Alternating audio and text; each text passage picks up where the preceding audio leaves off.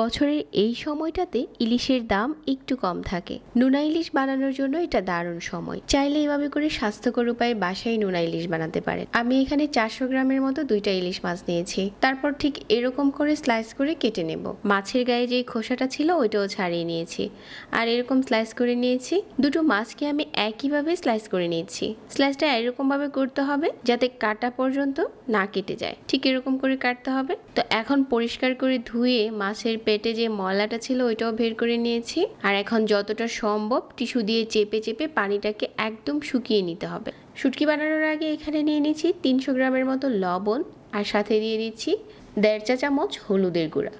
লবণের সাথে হলুদের গুঁড়াটা খুব ভালো করে মিশিয়ে নিয়েছি।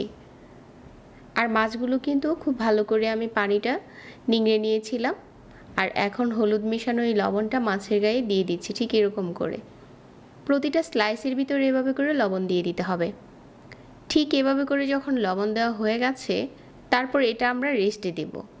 ঠিক এরকম করে দুটো মাছের ভিতরেই লবণটা ভালো করে লাগিয়ে নিয়েছি। এখন 5 থেকে 6 ঘন্টার মতো রেস্টে দিতে হবে। তো আমি এটা একটু ঢেকে রেখে দিচ্ছি। 5 থেকে 6 ঘন্টা পর দেখা যাবে যে এটা থেকে অনেকটাই পানি উঠেছে। এটা কিন্তু উপর দিয়ে এভাবে করে দেখা যাচ্ছে যে এটা থেকে কতটা পানি উঠেছে। তো এখন এই পানিগুলো আবারও একটু টিস্যু দিয়ে চেপে পরিষ্কার করে নিচ্ছি। তো পানিগুলো খুব ভালো করে মুছে নিতে হবে, তা না হলে শুটকি নষ্ট হয়ে যাবে। 5-6 ঘন্টা পরই আপনাকে এই কাজটা করতে হবে। যখন দেখা যাবে যে খুব বেশি পানি ছেড়েছে, ওই পর্যায়ে এরকম করে টিস্যু দিয়ে মুছে নিতে হবে। হলুদ দিয়ে যেই লবণটা মিশিয়ে নিয়েছিলাম ওই লবণটা উপরে দিয়ে দিতে হবে। আমার এখানে 300 গ্রামের মতো লবণ লাগেনি, দুটো মাছের জন্য 200 গ্রাম লবণেই হয়ে গেছে। তো একইভাবে এরকম করে আমি প্রতিটা মাছের টুকরোর মাঝে লবণ দিয়ে দিচ্ছি, কারণ এরপরে আর লবণ দেওয়া যাবে না। আর এরকম একটা মাটির হাঁড়িতে রেখে দিতে পারেন। আগে থেকে লবণ বিছিয়ে দিতে হবে। তো উপরে আরও লবণ দিয়ে আমি ঢাকনা দিয়ে ঢেকে আর সাইডটাকে এরকম করে বন্ধ করে দিচ্ছি। আর এভাবে করে কয়েকদিন পরেই দেখা যাবে যে শুটকিটা খুব ভালো করে হয়েছে। এখন এই শুটকিটা আপনি অনেক দিন সংরক্ষণ করতে পারবেন, নষ্ট হওয়ার আর কোনো চান্স নেই।